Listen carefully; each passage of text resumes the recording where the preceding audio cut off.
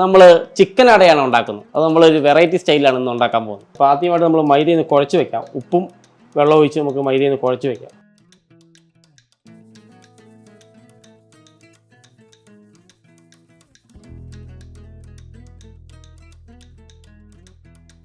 കുഴച്ച് വെച്ച് ഒരു 10 മിനിറ്റ് പിന്നെ ഒന്ന് റെസ്റ്റ് ചെയ്യാൻ പറ്റും. അപ്പോൾ നമ്മൾ കുഴച്ച് നല്ല പരുവത്തിനാക്കി ചെറിയൊരു ബൗളിലേക്ക് മാറ്റി വെച്ചിട്ടുണ്ട്. അപ്പോൾ നമ്മൾ ചിക്കൻ അട ഉണ്ടാക്കാനായിട്ട് ഞാൻ ഒരു ലെഗ് പീസും ഒരു ബ്രസ്റ്റ് പീസിൻ്റെ ചെറിയ പീസും കട്ട് ചെയ്ത് നമ്മുടെ ഉപ്പും മഞ്ഞൾപ്പൊടിയും ഇട്ട് വേവിച്ച് വെച്ചിട്ടുണ്ട്. അതിലേക്ക് കോക്കനട്ട് ഓയിൽ ഒഴിക്കാം. നാടൻ സ്റ്റൈലായിട്ട് നമ്മൾ വെളിച്ചെണ്ണയിലാണ് ഉണ്ടാക്കുന്നത്. കുറച്ച് പെരിഞ്ജീരകം ഇട്ട് കൊടുക്കാം വെളിച്ചെണ്ണയിലേക്ക്. ഇതിലേക്ക് നമുക്ക് ചോപ്പ് ചെയ്ത ഇഞ്ചി ആഡ് ചെയ്ത് കൊടുക്കാം.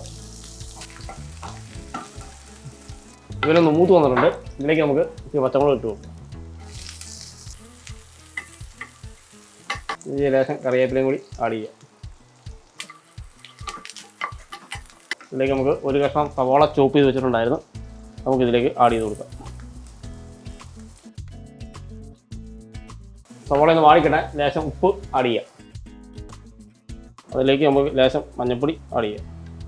കാശ്മീരി ചില്ലിപ്പൊടി, കുറച്ച് ലേശം മല്ലിപ്പൊടി, കുരുമുളക് പൊടി ക്രഷ് ചെയ്തത്, പൊടിക്ക് ഗരം മസാല, ലേശം ചിക്കൻ മസാലയും കൂടി നമ്മൾ ആഡ് ചെയ്യുകയാണ്.